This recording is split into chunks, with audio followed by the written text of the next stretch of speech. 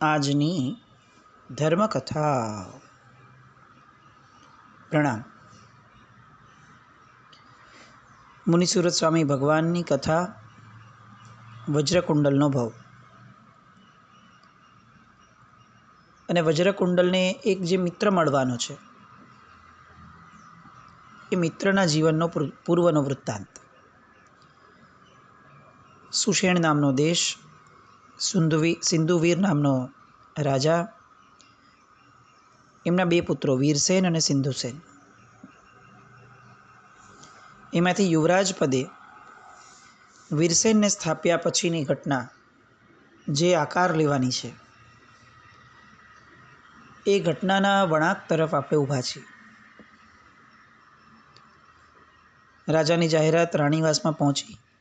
રાણી પદ્મશ્રી વિફરી, જો વીરસેન યુવરાજ થાય તો મારા દીકરાનું શું? ભોજનની વેળા થઈ. રાજા ભોજન માટે પધાર્યા. માનીતી રાણી છે એટલે એની હાજરીમાં જ ભોજન લેતા હોય છે. જેવું આસન ગ્રહણ કર્યું રાજાએ, તરત જ રાણીએ પોતાનું પોત પ્રકાશ્યું. મહારાજ, જો વીરસેનને યુવરાજ પદ છે તો મારા દીકરાને શું? સિંધુસેનનું અહીંયા શું સ્થાન છે એ નક્કી કરીને આપો.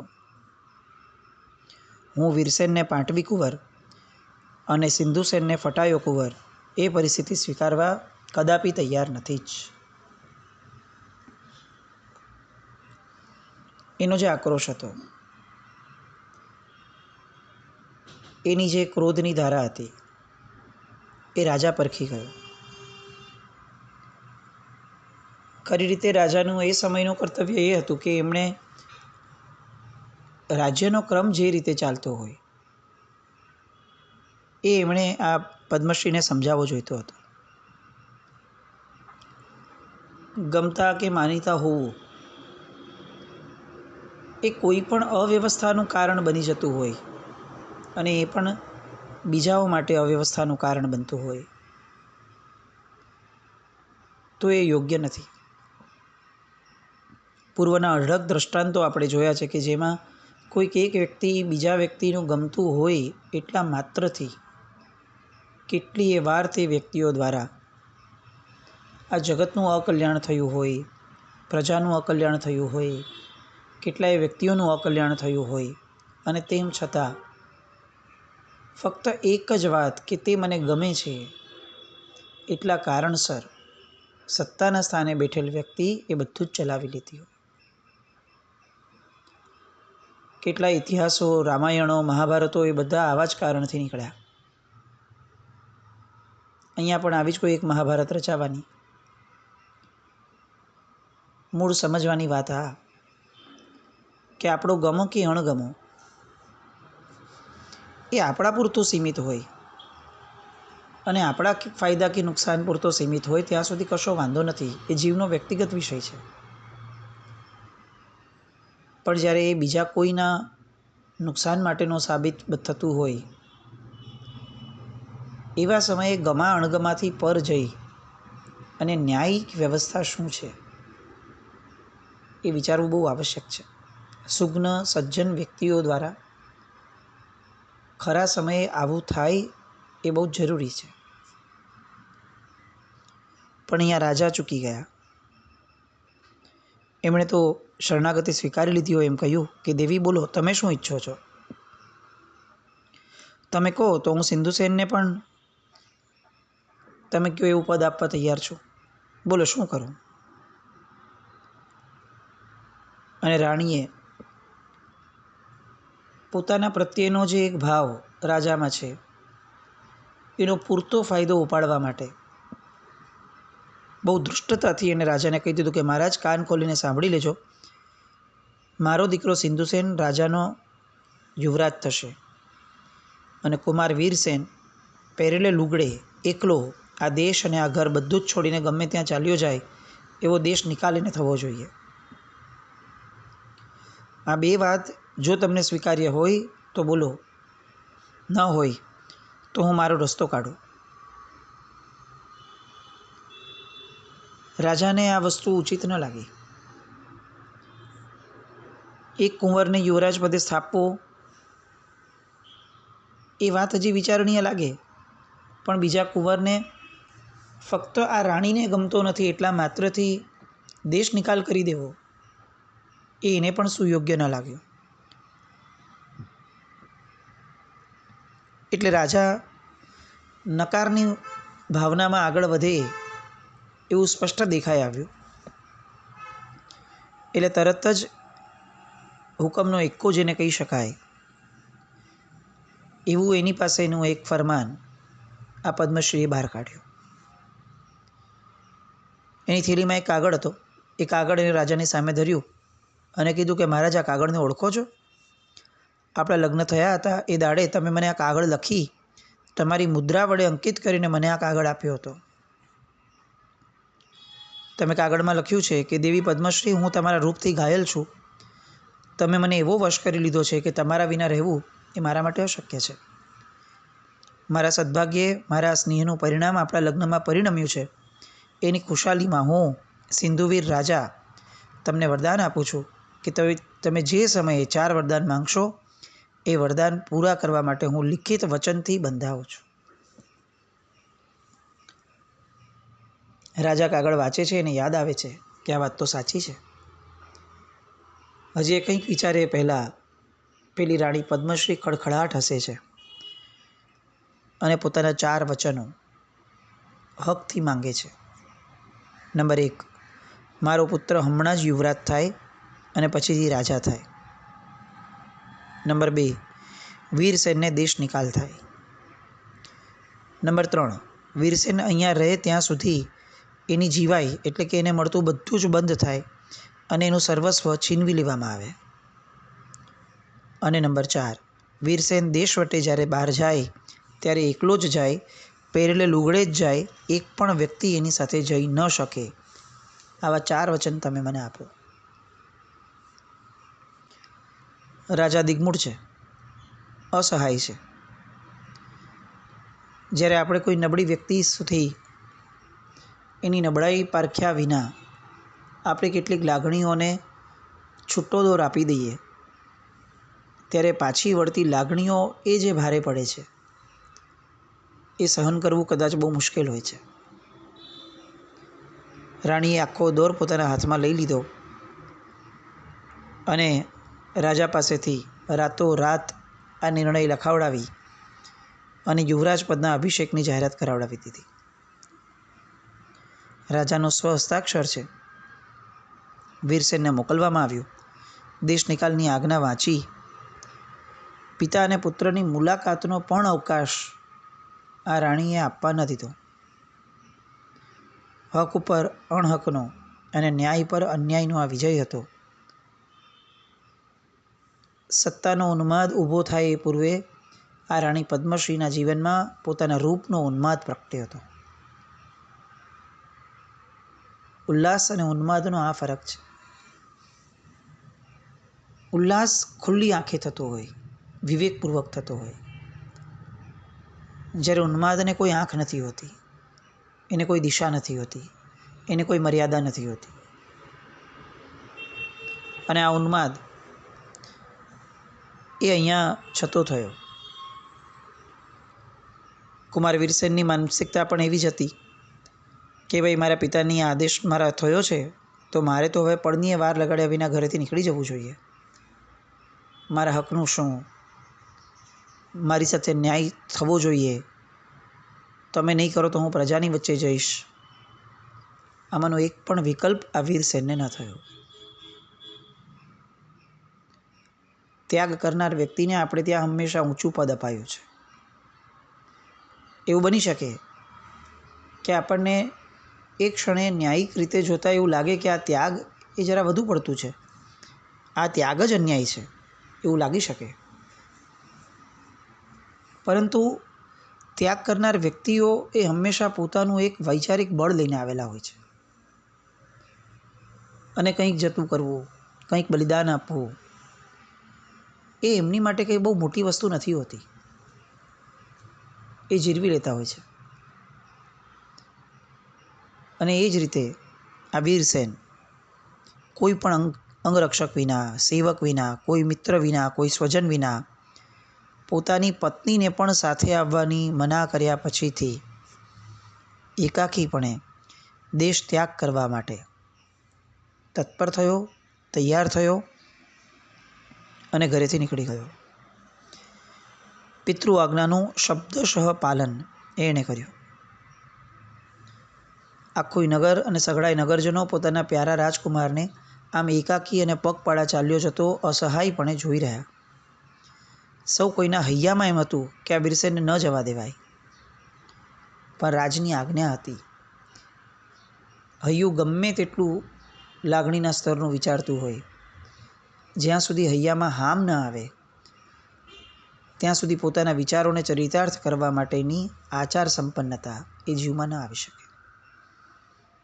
સૌ રડતા રહ્યા અને પેલો બેફિકર વીરસેન એક વીરને ઉચિત એવા ગર્વથી ઉન્નત મસ્તકે સૌના અભિવાદન ઝીલતો ઝીલતો ચાલી નીકળ્યો. મજા આ જ છે. છોડનાર માણસને બીજું શું મળે છે એ પ્રશ્ન પૂછનારને આ જવાબ છે. છોડનાર માણસ એ માથું ઊંચું રાખી અને જઈ શકે છે, જ્યારે લડનાર માણસ એને સતત આંખમાં આંખ મિલાવીને સંઘર્ષ કરવો પડે છે. વીરસેનને હૈયે ઉમંગ હતો. નવા નવા દેશોને ખૂંદવા મળશે, અવનવી અજાયબીઓ જોવા મળશે, ભાત ભાતના વીર પુરુષોનો સમાગમ થશે અને ભાગ્યની પરીક્ષા પણ થશે. આ એક વૈચારિક ઉદારતા છે. પરિસ્થિતિ જે આપે છે એમાંથી સકારાત્મકતા શોધી લેવી એક જીવન જીવવાની શ્રેષ્ઠતમ કળા છે. અહીંયા આપણે વિચાર કરીએ તો વીરસેન ઘણું વિચારી શક્યા હોત. આપણે એની જગ્યાએ પોતાની સેલ્ફને તો મૂકી જ ન શકીએ, આપણે તો આવું પગલું જ ન લીધું હોત. પણ વીરસેન એ આવા પગલાં લેવા ઉપરાંત પણ પ્રસંગની સકારાત્મકતાને એટલી સરસ રીતે ઉજાગર કરી શક્યા કે જે પૂર્ણ સંશ્લેષનો પ્રસંગ હતો એ પણ ઉલ્લાસ પ્રગટાવતો ગયો. કર્મસત્તા સામે જીક ઝીલનારા માણસની આ જ ખાસિયત છે કે એને બીજી કોઈ વ્યક્તિ સાથે જીક નથી ઝીલવી, એને કોઈ વ્યક્તિ સાથે સંઘર્ષ નથી કરવો. એનો ધ્યેય એ પોતાના ઉદિત કર્મ સાથે સંઘર્ષ કરવાનો છે. તારી તાકાત હોય એટલો મને થકવી નાખ, હું તારી પર વિજય મેળવીને રહીશ. આવું એ કોઈ વ્યક્તિને નહીં, પોતાના કર્મને કહે છે. સરહદ ઓળંગી નવા પ્રદેશમાં આગળ વધ્યા અને જોયું તો અચાનક જ એમની આસપાસ કેટલાક ઘોડેસવાર સુભટો આવીને વીંટળાઈ ગયા. હજી એ કંઈ જુએ સમજે એ પહેલાં તો એક પડછંદ સુભટ આવીને એના પગમાં પડી ગયો. વીરસેને એને હાથ પકડીને ઊભો કર્યો. કોણ છે જોવા પ્રયત્ન કર્યો તો ખ્યાલ આવ્યો કે આ તો પોતાનો અંગત અને પરમ વિશ્વાસુ સેવક સાથી માધવરાય છે. એ આશ્ચર્યથી એની સામે જોઈ રહ્યો છે કે રાજઆજ્ઞા હતી કે મારે એકલા જવું જોઈએ, તો આ કઈ રીતે આટલા બધા સુભટો? અને પેલા માધવરાયે કીધું કે માલિક, આપની સાથે કોઈએ પણ આવવાની રાજાજીની મના હતી, એનું અમે અક્ષરશઃ પાલન કર્યું છે. આપ આ દેશની સરહદ ઓળંગી જાઓ એ પછીથી આપની સાથે કોઈએ ન જવું એવી કોઈ આજ્ઞા હતી નહીં. એટલે અમે કોઈ રાજઆજ્ઞાનું ઉલ્લંઘન નથી કર્યું. અમે અમારી સ્વેચ્છાએ આપની સેવામાં ઉપસ્થિત થયા છે. અને એવા દેશમાં અમારે રહીને પણ શું કામ કે જે દેશની અંદરમાં આવો અન્યાય થયો હોય. હવે તો જેવી તમારી ગતિ એવી જ અમારી ગતિ. વીરસેન સ્તબ્ધ હતો. પોતાના સેવકોની આ જે વફાદારી હતી એની માટે અકલ્પ્ય હતી, પણ એને આનંદ હતો, એને ગૌરવ હતો. અશ્વની જોગવાઈ થયેલી હતી માધવ દ્વારા. એ અશ્વ પર કુમાર આરૂઢ થયા. આખો રસાલો આગળ ચાલ્યો. કુમારને જે ગૌરવ થતું હતું એ ગૌરવ હવે કેટલીક ચિંતામાં પરિણમ્યું કે જ્યાં મારા પણ ખાવા પીવાના વાંધા છે, ત્યાં હવે મારા આશ્રયે આવેલ આ આખા રસાલાનું પાલન હવે હું કઈ રીતે કરીશ? હજી તો એ વિચારે એ પહેલાં માધવે ફરીથી એમની ચિંતાને પરખી અને કીધું કે કુમાર, કુસુમપુર નગર કે જે રાજાએ આપને આપ્યું હતું ભોગવવા માટે. એમાં એક શ્રેષ્ઠી છે પ્રિય મિત્ર. આપને ખ્યાલ હોય તો આપની અનુમતિ સાથે એને એક જિનાલય બનાવેલું યાદ છે ને? અને કુમાર કહે છે વીરસેન કે હા, એ તો મારો પરમ સ્નેહી મિત્ર છે. અને ત્યારે માધવ કહે છે કે મહારાજ, એ તમારા મિત્ર ઉપર આફતના વાદળ વરસ્યા છે. જેવો તમને દેશવટો અપાયો કે સિંધુસેનને યુવરાજ પદ અપાયું, અને યુવરાજ પદ જેવું એને મળ્યું તરત જ એણે કુસુમપુરનો અધિકાર પોતાના હસ્તક લઈ લીધો. અને કુસુમપુરમાં તમારા પ્રત્યે જેને જેને કુણી લાગણી હતી એ બધાને શોધી શોધી અને સંતાપવાના શરૂ કરાવ્યા. એમાં પ્રિય મિત્રનો પણ વારો આવ્યો. એને પોતાને કનડગત થઈ ત્યાં સુધી તો હજી કદાચ વાંધો ન હતો, પણ એણે જે જિનાલય બંધાવ્યું હતું એ ધર્મ પ્રવૃત્તિમાં પણ આ કુમારે રંજાડ શરૂ કરી છે. અને એના કારણે શ્રેષ્ઠી અત્યંત દુઃખી છે. એને આપને યાદ કર્યા છે, આપનો સાથ ઝંખે છે, અને એની માટે જે ભોગ આપવો પડે એ ભોગ આપવા માટે તૈયાર છે. એમણે પણ કેટલુંક ધન આપને આ ફરીથી એ ભોગવટો આપ મેળવો અને જીના લઈને આ રંજાડમાંથી મુક્ત કરો એ માટે મોકલાવ્યું છે. શેઠે એક છૂપો બંદોબસ્ત કર્યું છે. એમણે એવું નક્કી કર્યું છે કે કુમાર વીરસેન બીજે ક્યાંય જવાના બદલે સીધા જ ગંધમાદનપુર જાય. ત્યાં ચક્રવર્તી રાજા છે. એ રાજાના સાનિધ્યમાં રહે અને જ્યારે યોગ્ય અવસર મળે એ તરત જ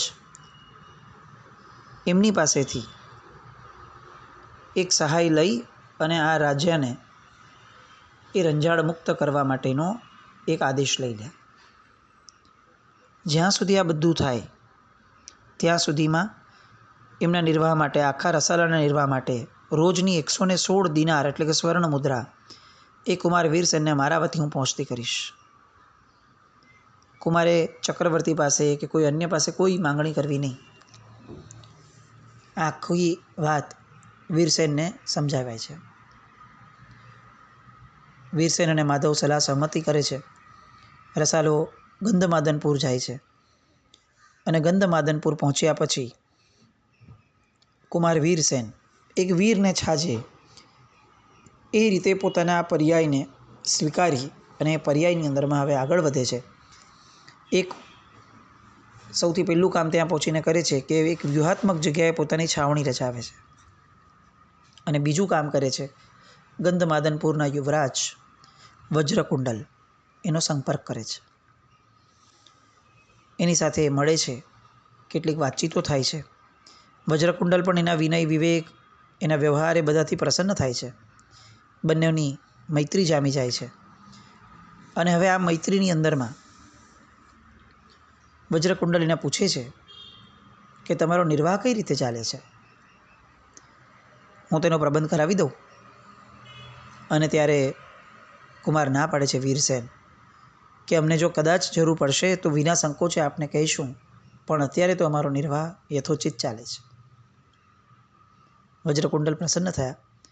જ્યારે પણ સહાયની જરૂર પડે ત્યારે માગી લેજો એવો નિર્દેશ આપે છે. અને એક મૈત્રીની કથા શરૂ થાય છે. રોજ બંને મળે છે, વાતો કરે છે, સત્સંગ કરે છે, કથા વિનોદ કરે છે, કાવ્ય ચર્ચાઓ કરે છે. બંને વીર છે એટલે ક્યારેક વન વિહારમાં જાય છે, બળ પરીક્ષામાં પણ જોડાય છે. બંનેના ગુણોનો પરિચય એકબીજાને થઈ ગયો.